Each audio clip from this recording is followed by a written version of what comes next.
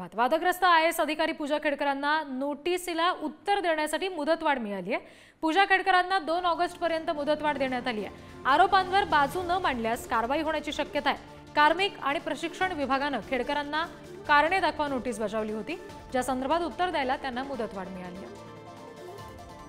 प्रतिनिधी बालाजी पोद्दार यांच्याकडून अपडेट्स घेणार आहोत।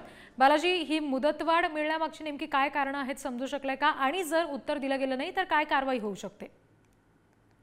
नक्कीच जे पूजा खेडकरवरती विविध आरोप झालेले आहेत त्या आरोपाचे उत्तर त्यांना देण्याचा अधिकार आहे, त्याची नोटीस त्यांना देण्यात आलेली आहे।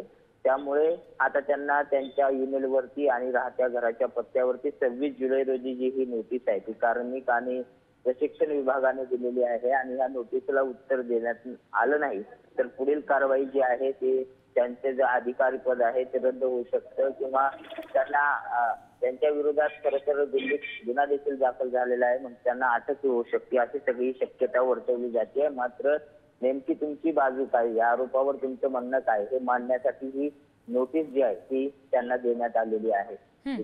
जी बालाजी, धन्यवाद दिलेल्या माहितीसाठी।